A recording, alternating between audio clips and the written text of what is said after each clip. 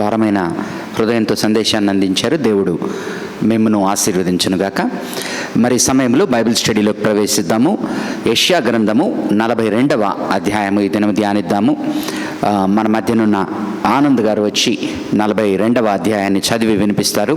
ఆ తర్వాత సద్గుణ గారు ఒక చిన్న ప్రార్థన చేయాలని కోరుకుంటున్నాను. ఆనంద్ గారు 42వ అధ్యాయము యెషయా గ్రంథము.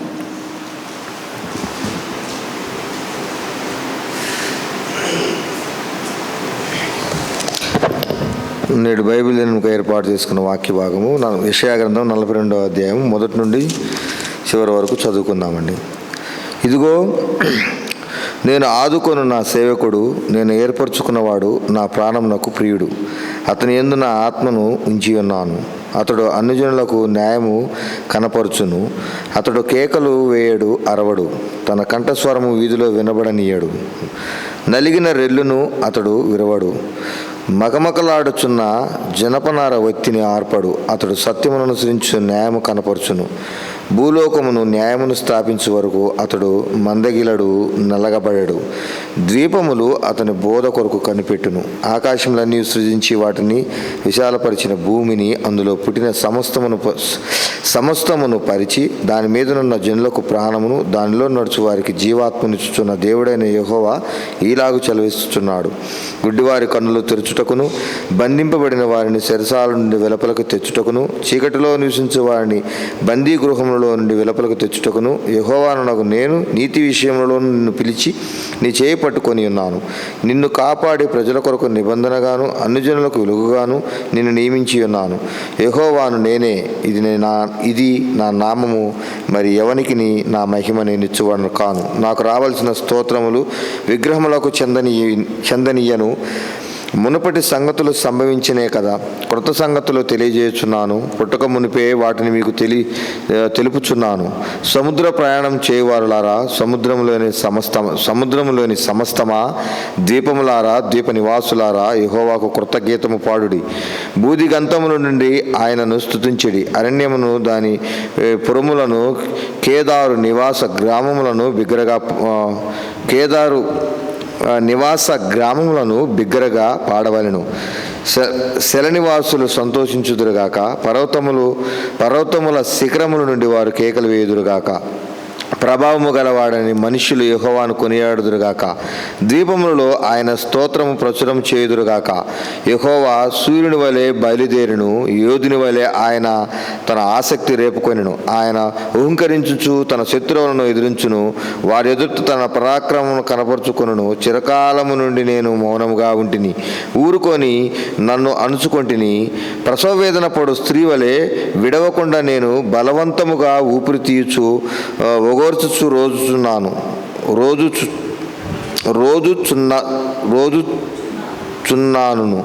పర్వతములను పాడుచేయుదును, పాడు చేదును. వాటి మీద చెట్టు చేపలన్నిటినీ ఎండిపోయి చేదును.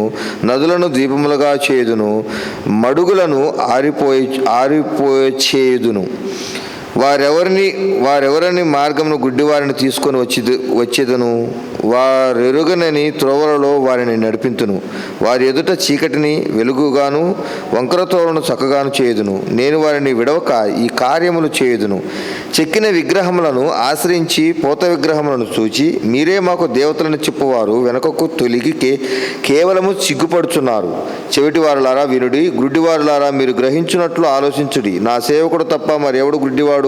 నేను పంపు నా దూత తప్ప మరి ఎవడు చీవిటివాడు? నా భక్తుడు తప్ప మరి ఎవడు గుడ్డివాడు? యెహోవా సేవకుడు తప్ప మరి ఎవడు గుడ్డివాడు? నీవు అనేక సంగతులను చూచున్నావు గాని గ్రహింపకున్నావు. వారు చెవియొగ్గిరి గాని వినుకున్నారు. యెహోవా తన నీతిని బట్టి సంతోషం గలవాడై ఉపదేశక్రమం ఒకటి గణపరిచిన గొప్ప చేసెను. అయినను ఈ జనులు అపహరింపబడి దోపుడు సొమ్మాయను. ఎవరును తప్పించుకొనకుండా వారందరూ గుహలలో చిక్కబడి ఉన్నారు. వారు బందీ గృహములలో దాచబడి ఉన్నారు. దోపుడు పాలైరి విడిపించువాడెవడనూ లేడు. అపహరింపబడి తిరిగి రప్పించమని చెప్పువాడెవడనూ లేడు. మీలో ఎవడు దానికి చెవియొగ్గును? రాబో కాలమునకై ఎవడు ఆలకించి వినును? యెహోవాకు విరోధముగా మనము పాపం చేసితిమి, వారు ఆయన మార్గములలో నడవనొల్లకపోయిరి, ఆయన ఉపదేశమును వారు అంగీకరింపకపోయిరి. యాకోబును దోపు సొమ్ముగా అప్పగించిన వాడు, దోచుకునే వారికి ఇజ్రాయేలును అప్పగించిన వాడు యెహోవాయే కదా. కావున ఆయన వాని మీద తన కోపాగ్నియు యుద్ధ బలమును కుమ్మరించెను. అది వాని చుట్టూ అగ్ని రాజేసెను. అయినను వాడు దాన్ని గ్రహింపలేదు. అది వానికి అంటుకొనెను గాని వాడు మనసును పెట్టలేదు. దేవుడి పరిశుద్ధ వాక్యమును దీవించునుగాక.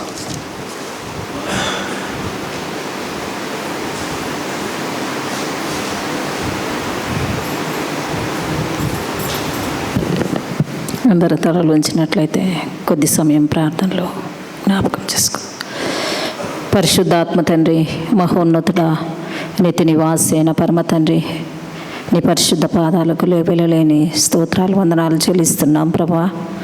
ఉదయకాలం నుంచి నా తండ్రి, ఇదిగో ఈ సాయంకాల రాత్రి సమయం వరకు నాయన నన్ను, నా కుటుంబాన్ని, నా సంఘాన్ని, నా తండ్రి, నా ప్రభా నీ దయగల హస్తాల కింద భద్రపరిచినటువంటి గొప్ప దేవుడు నాయన. అయ్యా, నీకు లెక్కలేని వందనాలు స్తోత్రాలు చెల్లిస్తున్నాం ప్రభా.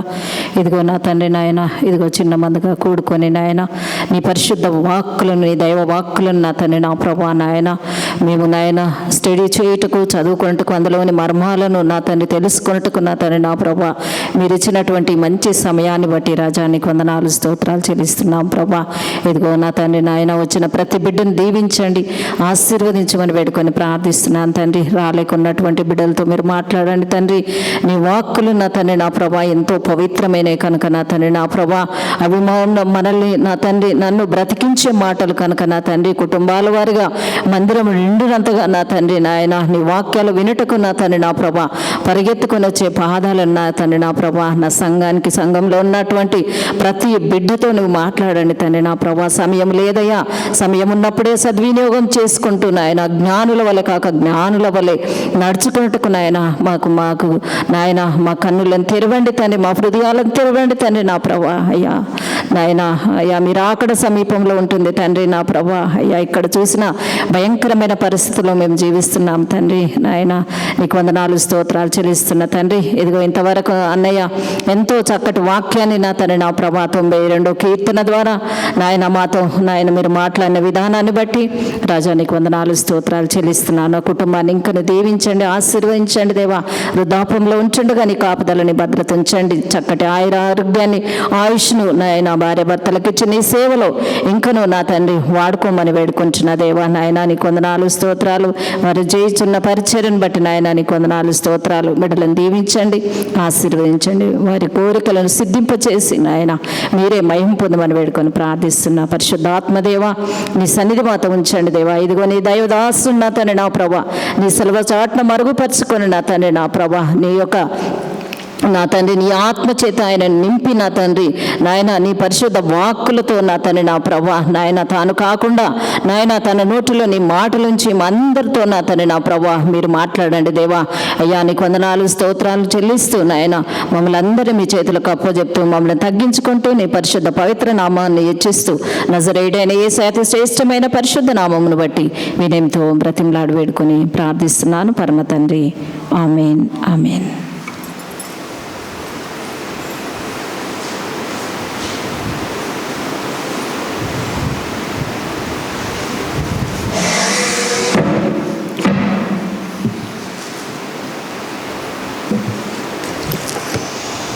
కూడి వచ్చిన సంఘానికి యేసునామమున శుభాలు తెలియజేసుకుంటూ మరి ఈ దినము చక్కటి వాక్యాన్ని అందించిన ప్రెసిడెంట్ ప్రసాద్ గారికి, అలాగనే వాక్యాన్ని చదివి వినిపించిన ఆనంద్ గారికి, ఈ దినం ఆనంద్ పెళ్లి రోజు, హ్యాపీ వెడ్డింగ్ యానివర్సరీ ఆనంద్.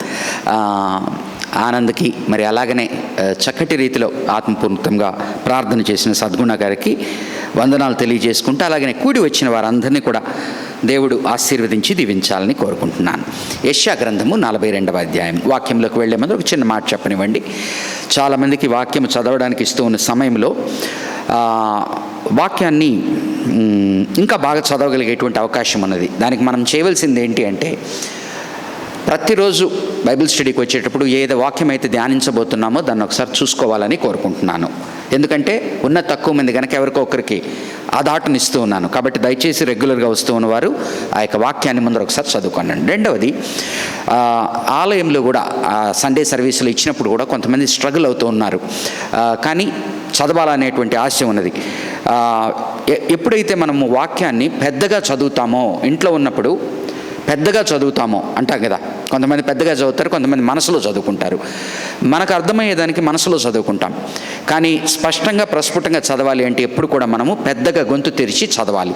చదివినప్పుడు మనకు వస్తుంది. అందుకని నేను చాలాసార్లు బైబిల్ రీడింగ్ ఇచ్చినప్పుడు సండే గుర్తు చేస్తూ ఉంటాను.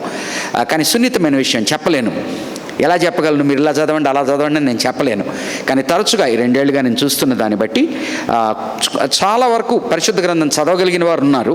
కానీ ఇంకా స్పష్టంగా చదవాలి అంటే మనము ఇంటిలో వాక్యాలను కొన్నిటిని మనం పెద్దగా చదువుకోవడం అనేది అలవర్చుకోవాలి. ఇది జనరల్గా చెప్తూ ఉన్న విషయము. ఎందుకు అంటే మామూలుగా చక్కగా చదువుతాడు ఆనంద్, కానీ ఈరోజు చాలా చోట్ల దొరికినాయి, అది జాగ్రత్తలు తీసుకోవాల్సినది. అలాగనే కొంతమంది చదివినప్పుడు నాకు చాలా వెనక నుంచి మాట్లాడుతూ ఉంటారు.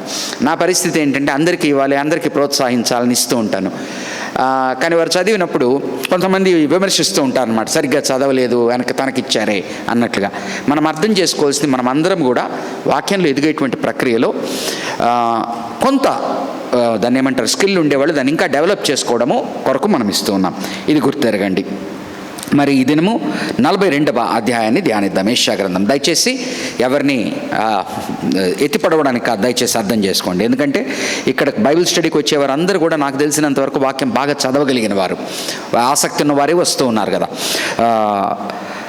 ఇంకా మెరుగుపడడానికి చెప్పిన విషయాలు. ఓకే, 42వ అధ్యాయం కనుక మనం అర్థం చేసుకోవాలంటే ఫస్ట్ ఆఫ్ ఆల్ యెషయా గ్రంథంలో నా సేవకుడు అనేటువంటి పద్యాలలాగా కొన్ని ఉన్నాయి. దాన్ని సర్వెంట్ ప్యాసేజెస్ అంటారు, సర్వెంట్ మెసేజెస్. కాబట్టి సేవకుడు ఎవరు అన్నది ఎప్పుడు డిబేటబుల్లే. ఎందుకంటే ఈ దినము మనము ఆ సేవకుడు అన్నదానికి చాలా చోట్ల యేసు ప్రభు వారు ఆ సేవకుడు అన్న పదాన్ని చాలా చోట్ల ఇముడుతుంది. కాబట్టి మెయిన్ సర్వెంట్ ప్యాసేజెస్లో యేసు ప్రభుకు అన్నీ వర్తిస్తాయి. కానీ ఆ రోజు వాళ్ళతో మాట్లాడుతూ ఉన్నప్పుడు వాళ్ళు ఏ విధంగా అర్థం చేసుకుంటారు అని మనం అర్థం చేసుకుంటే కొన్ని చోట్ల జాగ్రత్తగా వినండి. ఎందుకంటే ఇప్పటి నుంచి సర్వెంట్ ప్యాసేజెస్ కొన్ని వస్తాయి. ఆ సర్వెంట్ ప్యాసేజెస్ అప్పుడు గుర్తుపెట్టుకోవాల్సింది ఏంటంటే, దేవుడు తన కార్యాలను జరిపించుకోవడానికి ఇజ్రాయేల్ని తన సేవకుడిగా పిలుచుకున్నాడు. అనగా తనను అందరి ముందర బయలుపరిచి అందరినీ తన వైపుకు ఆకర్షించుకోవడానికి దేవుడు ఇజ్రాయేలు జనాంగాన్ని పిలుచుకున్నాడు. కాబట్టి ఇజ్రాయేలుతో మాట్లాడుతున్నాడు అని ఒక ప్లేన్లో అర్థం చేసుకోవాలా. రెండవది, ఎప్పుడైతే ఆయన అష్షూరు రాజును కానీ బబులోను రాజును కానీ వారిని సేవకులు అంటూ ఉన్నప్పుడు ఇజ్రాయేలు జనాంగము మీద తీర్పు తీర్చడానికి పంపించినప్పుడు కానీ, లేకపోతే వారికి మంచికి తీసుకొచ్చేటప్పుడు కానీ రాజులను చక్రవర్తులను కూడా ఆయన నా సేవకుడు అని అంటాడు. మూడవదిగా యెషయా భక్తుడు తనకు తాను కొన్ని ఆపాదించుకున్నట్లుగా కనపడుతుంది. అనగా దాన్ని బట్టి మనం అర్థం చేసుకోవాల్సింది ఏంటంటే, ఈరోజు ఈ యొక్క వాక్య భాగాలు చదువుతూ ఉన్నప్పుడు ఆ సేవకుడు అంటున్న చోట ప్రతి చోట మనల్ని పెట్టుకున్నాం అనుకోండి, మనకి కొన్ని అర్థమైపోతాయి. ఇవి నాకు వర్తించేవి కాదు, ఇది ప్రభు అయిన యేసుకు మాత్రమే వర్తించేది. కొన్ని వచనాలు మనకు ఇది నా గురించి మాట్లాడుతున్నాడు, దేవుడు నన్ను పిలుచుకున్నాడు, దీనికి తగిన రీతిగా నన్ను ఉండమంటున్నాడు, నేను ఉండగలుగుతున్నానా లేదా అనే ప్లేన్లో ఆలోచించుకోవాలి. కొన్ని చక్రవర్తులకు మాత్రమే సంబంధించిన ఉంటాయి, మనం చేయలేము. కాబట్టి ఈ సర్వెంట్ ప్యాసేజెస్ చదివేటప్పుడు ఇక్కడ సైరస్ గురించి కొన్ని చోట్ల మాట్లాడుతున్నట్టుగా కనిపిస్తుంది, కోరేష్ మహారాజు. అలాగనే ఇజ్రాయేల్ దేశాన్ని తన సేవకుడిగా పిలుచుకున్నాడని మాట్లాడుతున్నాడు. తర్వాత యెషయా భక్తుడు కానీ సందేశం ఇచ్చినప్పుడు ఇజ్రాయేలీ జనాంగం ఎవరు? దేవుని బిడ్డలైన వారి యొక్క సమూహం. కాబట్టి ఎప్పుడైతే ఆయన సేవకుడు అన్న మాట మాట్లాడుతున్నప్పుడు యెషయా తనకు తాను ఆపాదించుకున్నాడు. అలాగని ఈరోజు మనము ఇది చదువుతున్న సమయంలో దేవుని ప్రజలుగా మనల్ని పిలిచిన వాడు మనల్ని సేవ కొరకు పిలిచాడు. ఆ సేవ చేస్తూ ఉన్న సమయంలో ఇది మనకు ఆపాదించుకున్నప్పుడు ఇది సరిపోతుందా, ప్లస్లో ఉందా, మైనస్, నెగిటివ్గా ఉందా, పాజిటివ్గా ఉందా? నెక్స్ట్ ఇవన్నీ పరిపూర్ణమైనది. కొన్ని యేసు ప్రభు గురించి మాట్లాడడానికి పర్మిట్ చేయదు కొన్ని చోట్ల. ఎందుకు అంటే అది డెఫినెట్గా పడిపోయిన వ్యక్తి గురించి మాట్లాడుతూ ఉన్నది. కాబట్టి అక్కడ ఇంక ఇజ్రాయెల్ గురించో ఇంకెవరి గురించో మాట్లాడుతూ ఉండాలి. ఇది మనం దృక్పథంలో పెట్టుకొని సర్వెంట్ ప్యాసేజెస్, నా సేవకుడు అనేటువంటి ప్యాసేజెస్ భవిష్యత్తులో వస్తాయి ఇచ్చేసేటప్పుడు చూడాలి. కాబట్టి ఏంటి, మొట్టమొదటగా అన్నీ కూడా చాలా వరకు రానున్న యేసు ప్రభువును ఉద్దేశించి మాట్లాడుతున్నవి మోస్ట్లీ. రెండవదిగా ఇజ్రాయేలు సేవకుడుగా మాట్లాడుతూ ఉన్నాడు. మూడవదిగా తాను ఎవరినైతే చక్రవర్తుల్ని రాజుల్ని రేపుకొని ఇజ్రాయేల్ పట్ల పనిచేస్తున్నాడో వారితో మాట్లాడుతూ ఉన్నాడు. ఆఖరిగా మనము నా సేవకుడు అని మాట్లాడినప్పుడు మనం అలా గనక మనకు అన్వర్తించుకుంటే ఈ ప్యాసేజెస్ మీనింగ్ఫుల్ అవుతాయి మనకి. ఓకే, 42వ అధ్యాయము 1వ వచనం. ఇదిగో నేను ఆదుకొను నా సేవకుడు, నేను ఏర్పరచుకునినవాడు నా ప్రాణమునకు ప్రియుడు. రెండు కనిపిస్తూ ఉన్నాయి ఇక్కడ చూడండి. ఆదుకొను సేవకుడు అనగా పిలిచిన వాడిని అక్కడ ఎంత శ్రమలు కనిపించినా కూడా ఆయన ఆదుకుంటాడు ఆ సేవకుడిని. రెండవది, నేను ఏర్పరచుకునిన వాడు, హీస్ చోజన్, హీస్ ఎలెక్టెడ్, నేను ఏర్పరచుకునిన వాడు నా ప్రాణమునకు ప్రియుడు. ఆయన యందు నా ఆత్మ, అతని యందు నా ఆత్మ ఉంచి ఉన్నాను. అతడు అన్యజనులకు న్యాయము కనపరచును. అతడు కేకలు వేయడు, అరువడు, తన కంఠస్వరము వీధిలో వినబడనీయడు. నలిగిన రెల్లును అతడు విరువడు, మకమకలాడుచున్న జనపనార వత్తిని ఆర్పడు. అతడు సత్యముననుసరించి న్యాయము కనపరచును. భూలోకమున న్యాయము స్థాపించు వరకు అతడు మందగిలడు, నలుగుడు పడడు. ద్వీపములు అతని బోధ కొరకు కనిపెట్టును. సో ఈ సేవకుడు ఏమేమి చేస్తాడు అని చెప్తున్నాడు. గాడ్ సర్వెంట్గా హిస్ డూయింగ్స్. ఇక్కడ మనం కనుక చూసామంటే లిబరల్ స్కాలర్స్ అయితే ఇది కోరేష్ గురించి మాట్లాడుతున్నాడు అంటారు. అనగా దేవుడు కోరేష్ మహారాజును లేపుకొని వీరిని చెరలో నుంచి బయటికి తీసుకొచ్చే ప్రోగ్రాంలో ఉన్నాడు కనుక కోరేష్ని గురించి మాట్లాడుతున్నాడని. కానీ మనం నూతన నిబంధన విశ్వాసులుగా దీనిలో అన్నీ కూడా ప్రభువునకు ఎగ్జాక్ట్లీ ప్రభు గురించి మాట్లాడుతున్నట్టుగా మనకు స్పష్టంగా అర్థమవుతూ ఉంటుంది. చూడండి, అతని యందు నా ఆత్మ ఎంచి ఉన్నాను. ఈ ఫస్ట్ వచనం అంతా కనుక చూశారనుకోండి, అన్నీ కూడా ఆయన యేసు ప్రభు వారు బాప్తిజమం తీసుకున్న సమయంలో ఆ యొక్క పరిశుద్ధాత్మ ఆయన మీదకి రావడము, నా కుమారుడా ఇతను నా ప్రియుడు అనడము, ఇవన్నీ నెరవేరినట్టుగా మనము చూస్తాము. కాబట్టి ఆయనే పిలుచుకున్నాడు. ఏం చెప్తాడు, నీవు నాకేమిచ్చావయ్యా, ఇదిగో నేను నీ కొరకున్నానన్నాను, నీవు ఇదిగో నాకు ఒక శరీరమునిచ్చావు, నేను దాన్ని నీ కొరకు ఇస్తున్నాను అని హెబ్రీయులకు రాసిన పత్రికలో మాట్లాడతాడు. కాబట్టి ఇవన్నీ కూడా యేసు ప్రభుకి వర్తించేదిగా కనపడుతున్నాయి. అతని యందు నా ఆత్మను ఉంచి ఉన్నాను. అతడు అన్యజనులకు న్యాయము కనపరచును. ఒకవేళ కోరేష్ రాజు అనుకున్నాం అనుకోండి, అతను తన రాజ్యంలో ఉన్న అందరికీ కూడా చెప్పాను కదా ఆ రిలీజియస్ ఫ్రీడమ్ ఇచ్చి వాళ్ళు ఇచ్చేశాడు. కానీ ఇక్కడ ప్రభువు గురించి మనం ఆలోచించినప్పుడు అతడు అన్యజనులకు న్యాయము కనపరచును. ఇజ్రాయేలీ జనాంగం వారు దేవుడు తమ కొరకు మెస్సియా పంపిస్తాడు, సెకండ్ క్లాస్ సిటిజన్స్గా, సెకండరీ సిటిజన్స్గా అన్యులు ఉంటారు అనేటువంటి ఉద్దేశంతో ఉండేవాళ్ళు. కానీ దేవుడు వారికి ముందరి నుంచి నేర్పిస్తూ ఉన్నది వారికి అర్థం కానిది. ఆ తర్వాత నిజంగా అది వారి దగ్గరికి వచ్చినప్పుడు వారికి హార్డ్, దాని ఏమంటారు, బిట్టర్ పిల్ టు స్వాలో ఏంటంటే ఆయన అందరినీ సమానంగా చూస్తాడు. ఆయన చూపించిన మార్గం కనుక ఎన్నుకోకపోతే తన వాడిని ఆయన పక్కన పెట్టేస్తాడు అనేది వాళ్ళు లేటర్ ఆన్ నేర్చుకున్నారు.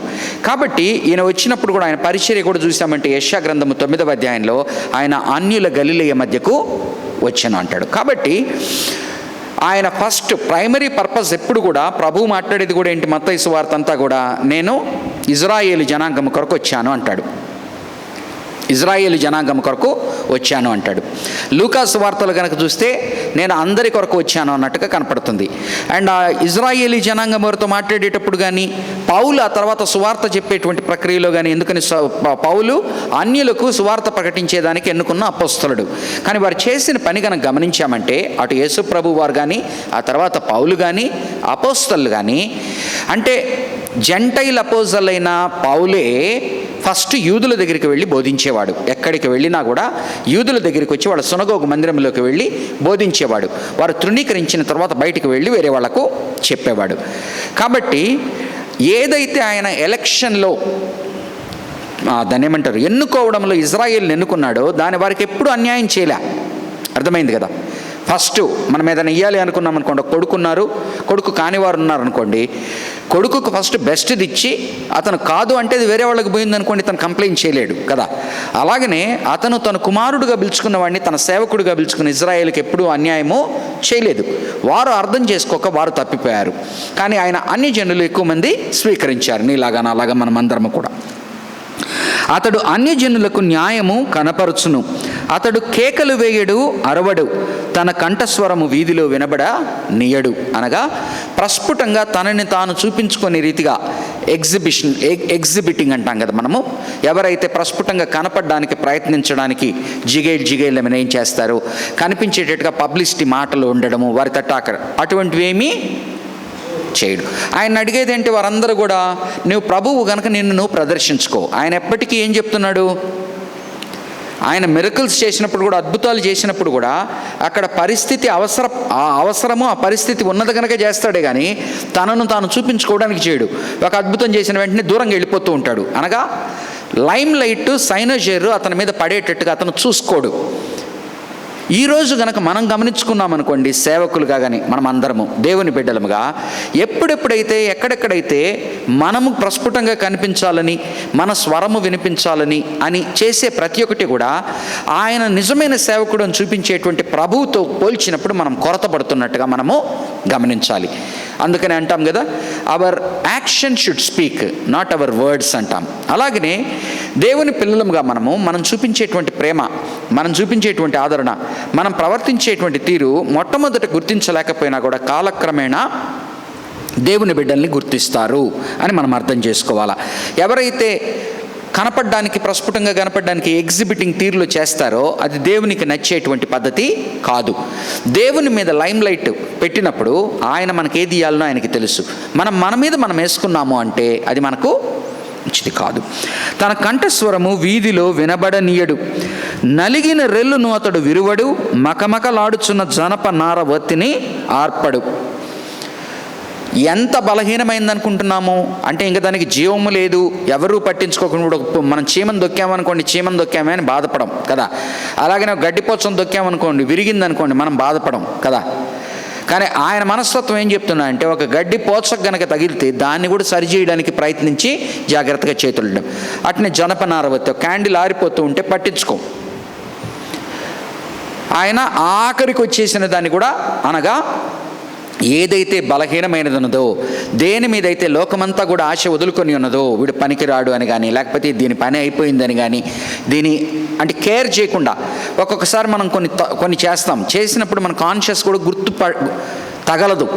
అంటే మన మనస్సాక్షి కూడా మనల్ని గద్దించదు. ఎందుకని, దానికి విలువే ఇవ్వము గనక అది మనల్ని మనస్సాక్షిని గద్దించేంతగా చేయదు.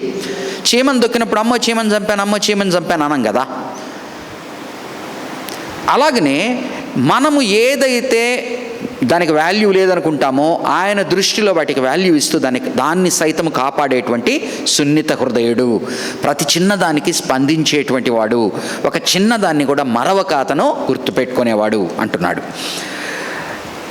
అతడు సత్యమును అనుసరించి న్యాయము కనపరచును.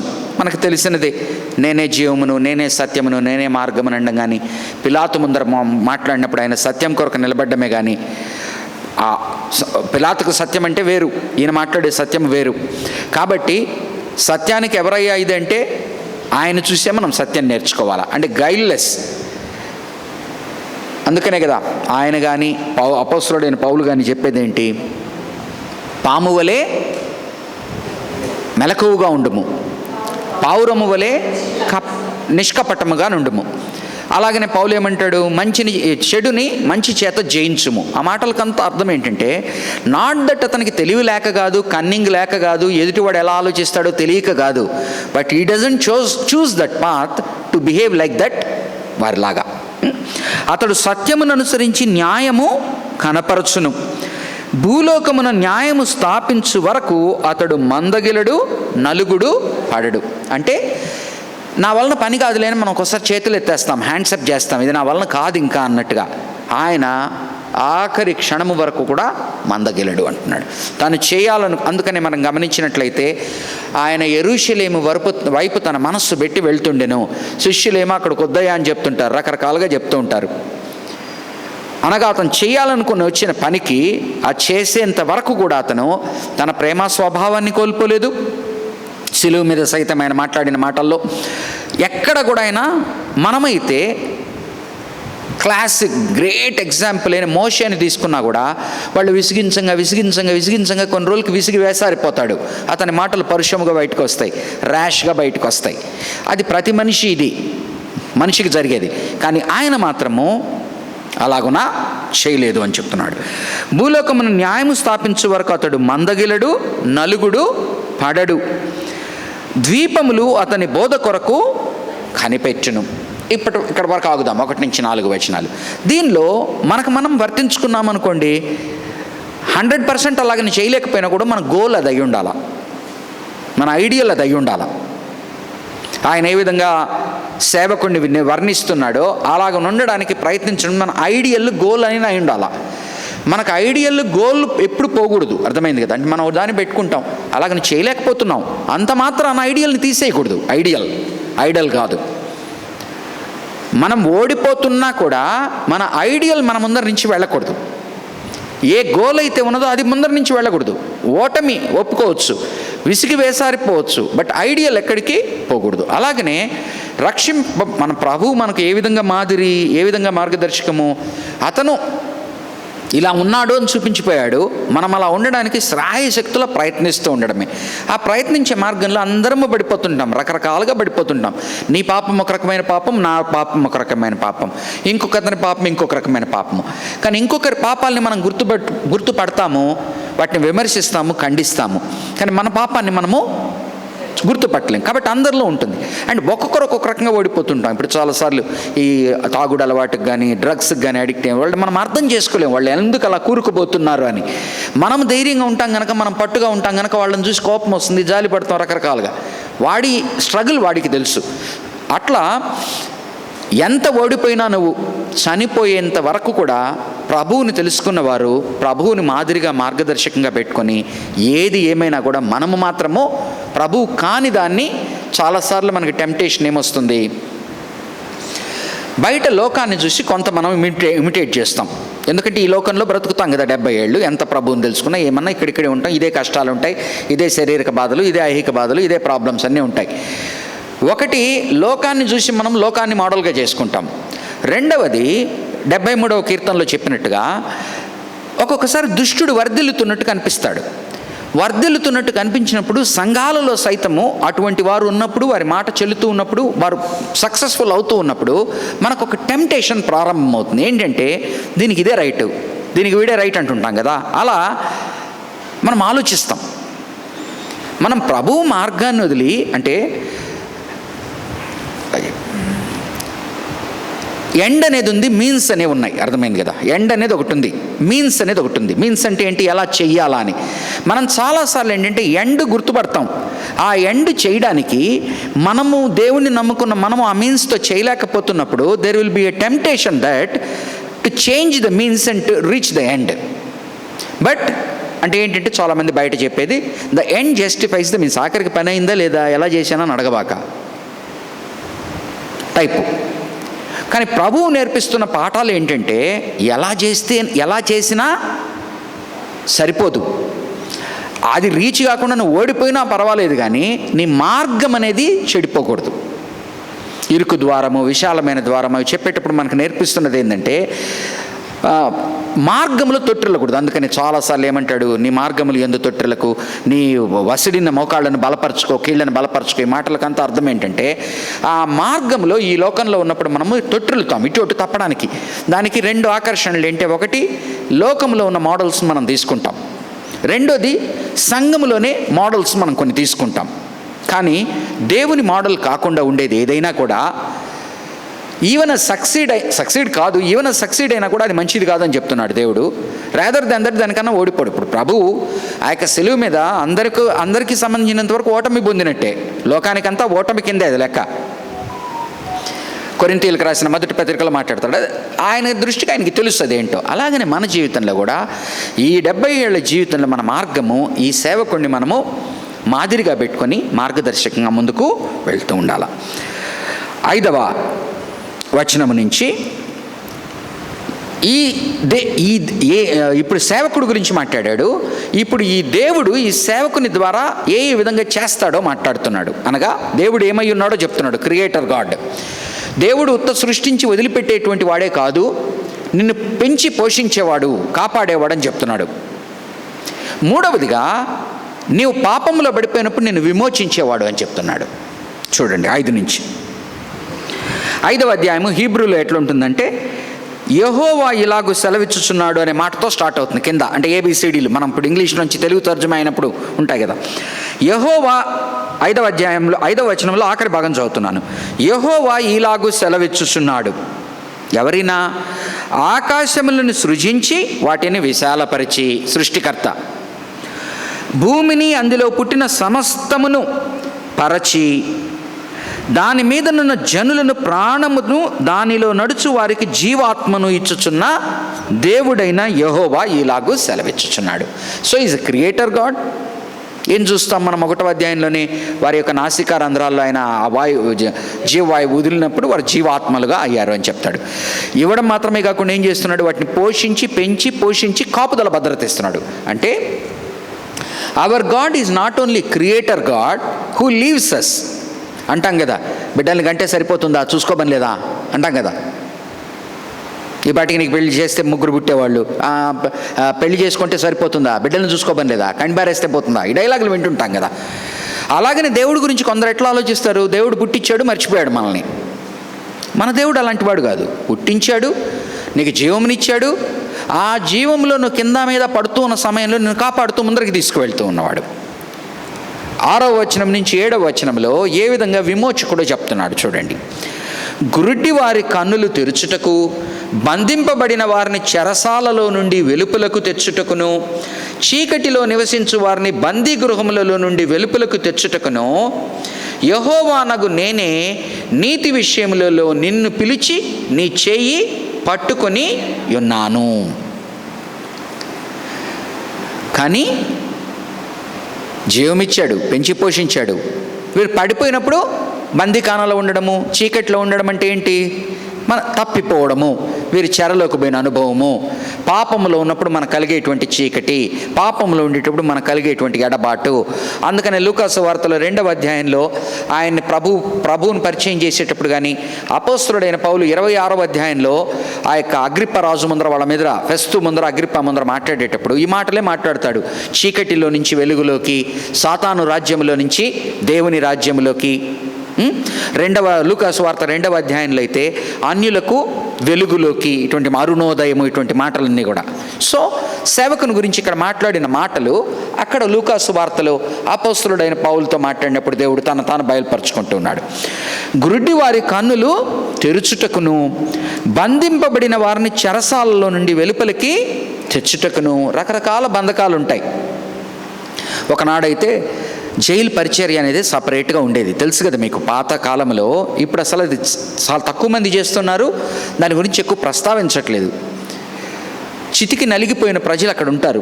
కొంతమంది అయితే నేరం చేయకుండా అక్కడ ఇరుక్కుపోయిన వాళ్ళు ఉంటారు.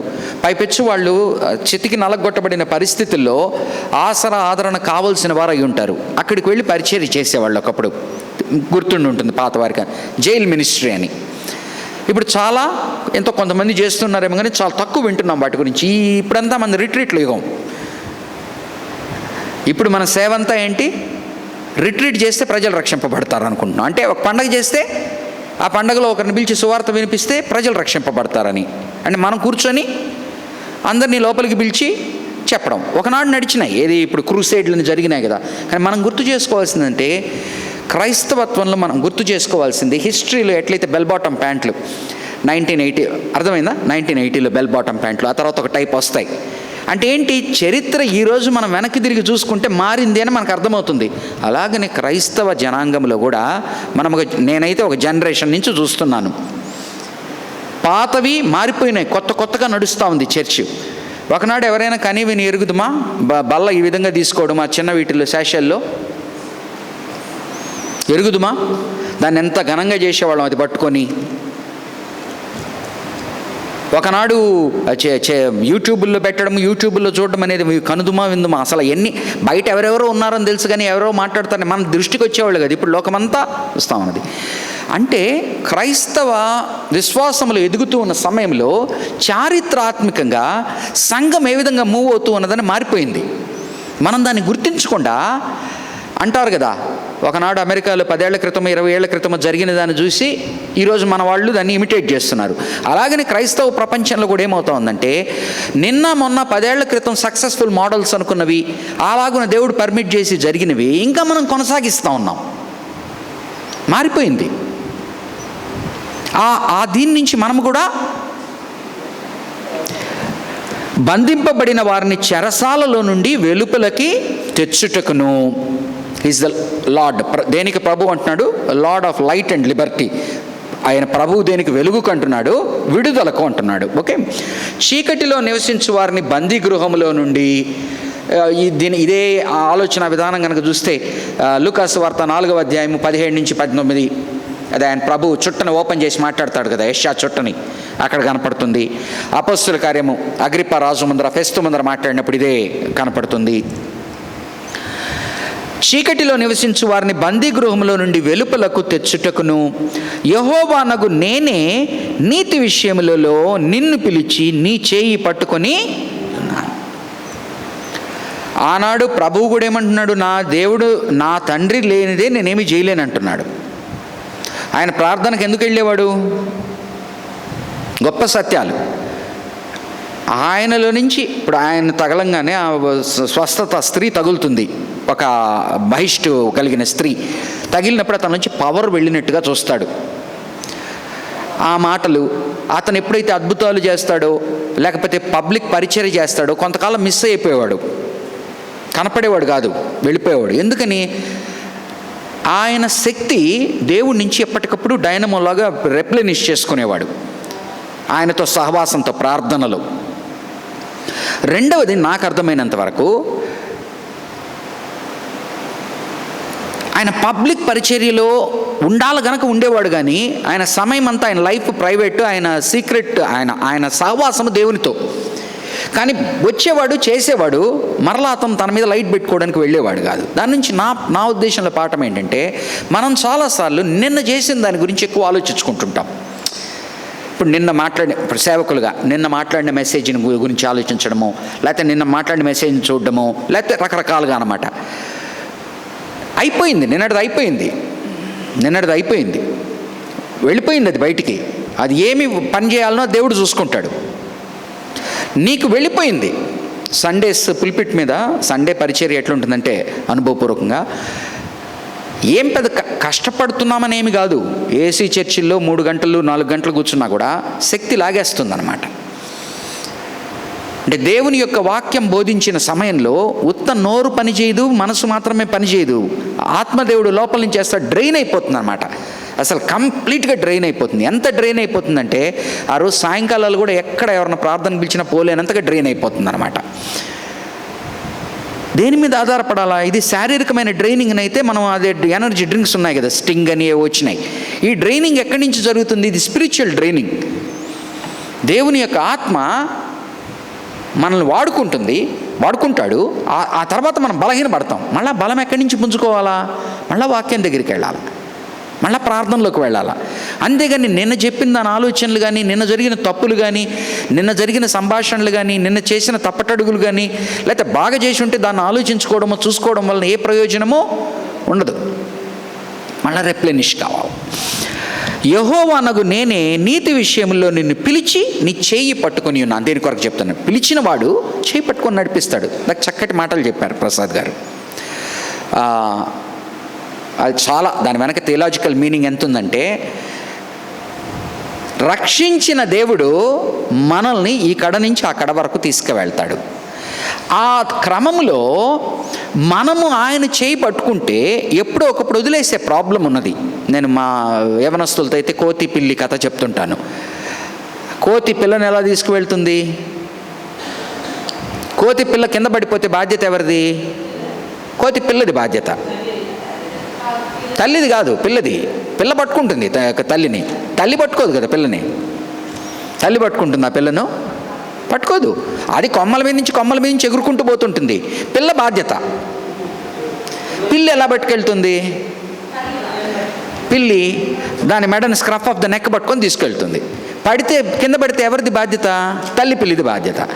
అట్లనే మనం అర్థం చేసుకోవాల్సింది, మన లైఫ్లో దేవుడు మన చేయి పట్టుకుంటే మనం పడము, మనం పట్టుకుంటే పడిపోయే పరిస్థితి. అందుకని దేవుని యొక్క రక్షణలో మనం అర్థం చేసుకోవాల్సిందంటే, రక్షించిన దేవుడు బోల్డ్ అని వచనాలు చూపించగలం. రక్షించిన దేవుడు ఆ రక్షణను కొనసాగిస్తూ ఆవలికి తీసుకువెళ్ళేటి బాధ్యత కూడా ఆయనే తీసుకుంటాడు. ఈ లోపల అంత మాత్రాన మనము రక్షింపబడ్డాం కదా కానీ నెక్స్ట్ రోజు నుంచి మందు బాటిల్ ఓపెన్ చేస్తే కుదరదు. పరిశుద్ధ గ్రంథం అంతా ఏం చెప్తా ఉంది? రక్షించిన వాడు ఆయనే, తీసుకుపోయేవాడు అటు పక్కకి తీసుకుపోయేవాడు. ఈ మధ్యలో ఏం జరుగుతుంది? రక్షించిన దేవుడు నేను పరిశుద్ధంగా ఉండడానికి నీళ్ళ పరిశుద్ధాత్మను పెట్టి నడిపిస్తూ ఉన్నాడు పరిశుద్ధతలో. ఆ పరిశుద్ధతలో మనం పడుతున్నప్పుడు, లేస్తున్నప్పుడే ఆ భయము, వణుకు మనకు ఉండాల. ఆ ఉన్నప్పుడే, అందుకని ఫిలిప్పీయులకు రాసిన పత్రిక క్లాసిక్ ఇది. ఒకవైపున 2వ అధ్యాయము 12వ వచనంలో రక్షించేవాడు నీ దేవుడు భయపడకంటాడు, కానీ నీ సొంత రక్షణ భయముతో వణుకుతో కాపాడుకోను అంటాడు. రెండింటి చోట చేర్చిన ఇది కనుక. సో మనది ఎట్టుండాలంటే, మన ధైర్యము, మన స్థైర్యం ఎలా ఉండాలంటే, నా దేవుడు నన్ను రక్షించాడు, నాకే భయమో ఉండదు అన్నట్టుగా మనం ఉండాలా. కానీ మనం నడుచుకునే తీరు ఎలా ఉండాలంటే, అర్థమవుతుందా? మన లోపల మానసిక స్థితి, ఆదరణ ఏ విధంగా ఉండాలంటే, రక్షించిన వాడు దేవుడు నాకేమీ కాదు. మనం జీవించే విధానం ఎలాగ ఉండాలంటే, అనుదినము నేనేమైనా చేసి, ప్రభు ఏమంటాడు అపోస్తలుడైన పౌలు, అందరికీ బోధించిన తర్వాత నేనెక్కడ భ్రష్టుడైపోదునోనని నన్ను నేను అనుదినము నలుగగొట్టుకుంటున్నాను అంటాడు. పరిశుద్ధతకు సంబంధించినది. కాబట్టి ఇవి మనం అర్థం చేసుకొని, రక్షించిన వాడు దేవుడు, ఆయన కొనసాగిస్తాడు. ఈ లోపల మనం కాళ్ళు చాచుకొని కూర్చోవడానికి కాదు, ఏదో పని చేయడానికి. రక్షించిన వెంటనే అంతవరకు తీసుకుని వెళ్ళి రక్షించిన రోజు అందరినీ ఎత్తబడేయచ్చు కదా, ఎత్తుకొని వెళ్ళిపోవచ్చుగా. ఎందుకు నేను ఉంచుతున్నాడు? ఇప్పుడు మన ఇందాక ప్రసాద్ గారు చక్కటి మాట చెప్పారు, ఋషులు వాళ్ళు ఏం సాధిస్తున్నారు? ఇప్పుడు క్రైస్తవత్వానికి బయట దీనికి డిఫరెన్స్ ఏంటి? క్రైస్తవుడు సంసార సాగరాన్ని ఈదుతూ, లోకములోనే బ్రతుకుతూ, అనుదినము శోధనలు శ్రమలతో పరిశుద్ధపరచబడాలంటున్నాడు. నేను నా భార్యను వదిలేస్తాను, బిడ్డలను వదిలేస్తాను, ఉద్యోగం చేయను, నేను వెళ్ళిపోతాను, నేను దేవునితో సహవాసం చేస్తాను, పూజ చేస్తాను, అదే ఋషులు అవుతారు కదా అంటే, క్రైస్తవత్వం అది మాట్లాడట్లా. క్రైస్తవత్వము లోకములోనే ఉండమంటా ఉంది. ఎందుకంటే నీకు ఉండేది ఒకటే జన్మ. వాళ్ళకి ఎన్ని జన్మలు ఉన్నాయి కనుక వాళ్ళకి అదే నాకు అర్థం కాదు వాళ్ళది. ఇక్కడ చెప్పబడుతుంది నీకు ఉండేది ఒకే జన్మ. ఆ జన్మలో నువ్వు ఒక 38 వాడతాను, నేను రక్షింపబడింది ఆ ఏజ్ కనుక నాకు ఇటు వస్తూ ఉంటుంది. 30 రక్షించబడ్డావు అనుకో, నేను పోయేదే 70 ఏళ్ళు అనుకుందాం, ఆయుష్ ఇస్తాడు అనుకుందాం, ఆయన ఇచ్చిన లెక్క వేసుకుందాం. ఈ 40 ఏళ్ళు ఏం చేయమంటున్నాడు? ఆ రక్షణకు తగిన రీతిగా జీవించమంటున్నాడు. ఒకవేళ కనుక ఇదంతా అవసరం లేదనుకో, రక్షించిన వెంటనే ఆయన ఎత్తుకొని వెళ్ళిపోవచ్చు కదా. దాని కొరకు కాదు ఆయన చేసింది. కాబట్టి ఆయన పిలిచిన వాడు నమ్మకస్తుడు, చేయి పట్టుకొని నడిపిస్తాడు. ఆ సేవకునికి ఏ ఆదరణ ఇచ్చాడు, ఈరోజు నీకు నాకు అదే ఆదరణే ఉన్నది. నిన్ను కాపాడి యెహోవానగు నేను నీతి విషయంలో నిన్ను పిలిచి నీ చేయి పట్టుకొని ఉన్నాను. మన చేయి ఆయన పట్టుకొని ఉన్నాడు. నిన్ను కాపాడి ప్రజల కొరకు నిబంధనగాను అన్యజనులకు వెలుగుగాను నిన్ను నియమించి ఉన్నాను. 2 విధాలుగా అర్థం చేసుకోవచ్చు. ప్రజలకు అంటున్నాడంటే, ఇజ్రాయేలీ జనాంగానికితో ఆయన సంబంధ బాంధవ్యాలు ఏర్పరచుకుంది ఎట్లా? నిబంధన ద్వారా. సో ఇజ్రాయేలీ జనాంగం ఆలోచిస్తున్నప్పుడు నిబంధన ద్వారా పటిష్టపరిచున్నాను. అన్యజనులతో నిబంధన లేదు కదా ఆయనకి. నోవాహుతో ఉన్నది అది వేరే టైప్ది. అన్యజనులతో ఇలాంటి నిబంధన లేదు. వాళ్ళకేమై ఉన్నాడు? వెలుగై ఉన్నాడు. మీరు లూకాసు వార్తలో కనుక గమనించినట్లయితే, ఇజ్రాయేలుకు ఆదరణ కొరకును సిమోను మాట్లాడే మాటలు, ప్రభువు యేసు ప్రభు పసిబిడ్డని ఎత్తుకొని మాట్లాడే మాటలు, ఇజ్రాయేలుకు వేరే విధంగా మాట్లాడతాడు, అన్యజనులకు వేరే విధంగా. ఆ డిస్టింక్షన్ మనం అర్థం చేసుకోవాలా. ఇక్కడ ఏమంటున్నా అంటే, ఒకవేళ డిస్టింక్షన్ లేదనుకున్నా, నిన్ను నిబంధనలో, నువ్వు బయటవాడిపోయినా కూడా నేను నిబంధనలో జతపరుస్తాను. నువ్వు చీకట్లో ఉన్నావు, దేవుణ్ణి తెలియక పాపములో చీకట్లో ఉన్నావు, ఆ చీకట్లోంచి నేను వెలుగులోకి నిన్ను కాపాడి ప్రజల కొరకు నిబంధనగాను అన్యజనులకు వెలుగుగాను నిన్ను నియమించి ఉన్నాను. యెహోవాను నేనే, ఇదే నా నామము, మరి ఎవనికిని నా మహిమను నేనిచ్చువాడను. క్లాస్. ఈ వచనం మనం ఎప్పుడు అర్థం చేసుకోవాలా, గుర్తుపెట్టుకోవాలా. యేసు ప్రభు వారి గొప్పతనం ఏంటి? ఇప్పుడు ఎవరికి మహిమ ఇవ్వని దేవుడు ఆయన ఎప్పుడైతే పాపల కొరకు చనిపోయి ఆయన పునరుద్ధానమయ్యాడు, ఏమంటున్నాడు? ఫిలిప్పీలకు రాసిన పత్రిక, అన్ని నామముల కన్నా పైనామమునకు హెచ్చించను. అంటే ఏ కీర్తినైతే నేను ఎవరికి ఇవ్వనన్నాడో ఆ కీర్తి తనది మాత్రమే కనుక ప్రభు తనలో భాగమే కదా, త్రియేక దేవుళ్ళు, ఆయనకు మాత్రమే అది చెల్లుతుంది. మళ్ళా యెహోవాను నేనే, ఇదే నా నామము, మరి ఎవనికి నా మహిమను నేను ఇచ్చువాడను కాను. ఆయన ఘనత కొరకు మహిమ కొరకు మనం పనిచేస్తే ఆటోమేటిక్గా ఆయన మనల్ని ఘనపరుస్తాడు. మన ఘనత కొరకు మహిమ కొరకు మనం పనిచేసుకుంటే చిన్నగా మనమే దేవత అయిపోతాం. దేవతలు అంటే ఏంటి? దేవుణ్ణి కాకుండా వేరేదాన్ని. ఎప్పుడైతే నేను నా ఘనత కొరకు మహిమ కొరకు చేస్తానో ఆటోమేటిక్గా నేను దేవతను అయిపోయాను. నాకు నేను ఆయన అది సహించను అంటున్నాడు. అందుకనే విగ్రహారాధనలో ఉన్న ఆయన కోపాన్ని మనం అర్థం చేసుకోవాల్సిందంటే దేవుని స్థానంలో ఇంకా దేన్ని పెట్టడానికి ఆయన ఒప్పుకోడు. ఎవరికి ఆయన మహిమనివ్వనంటున్నాడు. ఇదే నా నామము, మరి ఎవనికి నా మహిమను నేను ఇచ్చువాడను కాను. నాకు రావలసిన స్తోత్రమును విగ్రహములకు చెందనీయను. ఏమేమి చెప్తున్నాడు? Lord of light and Liberty అని చెప్పాడు, లార్డ్ ఆఫ్ కవనెంట్ అని చెప్పాడు, ఓల్డ్ కవనెంట్ న్యూ కవనెంట్ నిబంధన, లార్డ్ ఓవర్ ఫాల్స్ గాడ్స్, ఏదేదైతే దేవుళ్ళు కానివి దేవుడు అనేటువంటి మాటతో పోల్చుకుంటున్నాయో వాటి మీద నేను ప్రభువును అంటున్నాడు. 9వ వచనం, మునుపటి సంగతులు సంభవించెను గదా, క్రొత్త సంగతులు తెలియజేయుచున్నాను, పుట్టక మునిపే వాటిని మీకు తెలుపుచు నున్నాను. ఏమంటున్నాడు? ముందర సంగతులు అంటే ఏంటి? ఒకసారి మన జీవితాల్లో ఫేజెస్ ఉంటాయి. ఫేజ్ ఇంతవరకు అయ్యింది అంటుంటాం కదా, ఇప్పటి నుంచి అనే మాటలాగా. ఇంతవరకు వాళ్ళ ఫేజ్ ఏంటి? అష్షూరు రాజు, బబులోను రాజు వరకు, ప్రీ ఎగ్జైల్ వరకు వాడు దేవుని ప్రజలుగా కాపాడి పెట్టున్నాడు. ఇప్పుడు దేని గురించి మాట్లాడుతున్నాడు? వారు ఎగ్జైల్లోకి పోయి మళ్ళీ వెనక్కి తీసుకొచ్చేటువంటి వాళ్ళకి ఆదరణ ఇస్తున్న మాటలు ఎక్కువ. ఏం మాట్లాడుతున్నాడు? ముందర నేను చేసినవన్నీ మర్చిపోండి, ఎర్ర సముద్రం చేసిన గొప్పతనం మర్చిపోండి, అష్షూరు ద్వారా బబులోను ద్వారా శిక్షించినది మర్చిపోండి, ఇప్పుడు కొత్త విషయం చేయబోతున్నాను, కోరేషు రాజుని లేపి మిమ్మల్ని చెర నుంచి విడిపించడానికి సిద్ధపడి ఉన్నాను అంటున్నాడు. అంటే మన జీవితాల్లో గతం మర్చిపో, నిన్నటి వరకు ఏం జరిగిందో మర్చిపో. మనం ఇప్పుడు సమాధాన పడేటప్పుడు కూడా ఏమంటాము? ఏదైనా నిన్నటి వరకు జరిగింది మర్చిపోదాం, ఈ రోజు నుంచి కొత్తగా కట్టుకుందాం టైప్లో. నిన్నటి నుంచి జరిగినవి పాత, వదిలేసే అంటున్నాడు. దాంట్లో ఏమేమి చేశాను నేను? ఎర్ర సముద్రం గుండా నిన్ను తెచ్చాను, నువ్వు మాట వినకపోతే నిన్ను ఎలా శిక్షించాను, అష్షూరు బబులోను వాళ్ళని పంపించి ఈరోజు కొత్తది చేస్తున్నాను. ఏ కొత్తది ఏంటంటే, పాపములో పడిన నిన్ను, చెర అనే బందికానాలో ఉన్న నిన్ను, చీకటిలో, పాపమనే చీకటిలో, చెర అనే బందికానాలో నుంచి వెలుగులోకి తీసుకొచ్చి, ఆ వెలుగులోకి ఎవరి ద్వారా తీసుకొస్తాను? అన్యరాజైన, ఒకనాడు నిన్ను అన్యరాజులైన అష్షూరు బబులోనుతో శిక్షించాను, ఇప్పుడు అన్యరాజైన కోరేషుతో నిన్ను మరలా వెనక్కి తీసుకొస్తాను. కాబట్టి క్రొత్త గీతము ఇటువంటి మాట్లాడతాడు. మునుపటి సంగతులు సంభవించను కదా, కొత్త సంగతులు తెలియజేయుచున్నాను, పుట్టక మునుపే వాటిని మీకు తెలుపుచున్నాను. లార్డ్ ఆఫ్ హిస్టరీ, ఆయన చరిత్ర మీద కూడా రాజు. అర్థమైంది కదా? ఊరికని ఊడిపడ్డా. మనం చాలాసార్లు ఏమనుకుంటాం, ప్రభు పైనుంచి టక్కని 2000 ఏళ్ల క్రితం ఒకరోజు ఊడిపడ్డాడు అన్నట్టుగా ఉంటుంది మన ఫీలింగ్. ఆయన చరిత్రలో చేసుకుంటూ వస్తున్నాడు. ఆ చరిత్రలోది మనం అర్థం చేసుకోలేకపోవడం అది మన అజ్ఞానమే. కానీ ఆయన క్లెయిమ్ చేస్తున్నది ఏంటంటే, నేను చరిత్రలో ప్రతి ఒక్క దాని మీద నా ఫింగర్ ప్రింట్ ఉంది. My finger print is on the history. Only if you care to observe it you will find that finger print. లేదు, నువ్వు లోకానుసారమైన రీతిలో ఉన్నావు అనుకో, నీకు ఆ ఫింగర్ ప్రింటే తెలియదు. దేవుని పాదాలు అంటాం కదా, ఆయన అడుగులు వేసి. సో చరిత్రలో ఆయన అడుగులు వేసిన పాద ముద్రలు, వేలి ముద్రలు ఉన్నాయి. 10వ వచనం నుంచి 17వ వచనం వరకు, 10వ వచనం నుంచి 17వ వచనం వరకు ఇలాగనొచ్చిన వారిని ఆయన ఎలాగున ఆనందించాలనో చెప్తున్నాడు. అంటే పాపంలో నుంచి బయటకు వచ్చారు, చెరలో నుంచి బయటికి రాబోతున్నారు, కొత్త సంబంధం ఏర్పరచుకుంటున్నారు, వాళ్ళని ఆనందించమంటున్నాడు. నా జీవితంలో కూడా నిన్నటి వరకు ఏదైతే మనల్ని బాధ పెట్టినా అది పక్కన పెట్టుకోవాలా, కొత్తగా ఇప్పుడు ఆయన మనల్ని ఆనందించమని కోరుకుంటున్నాడు.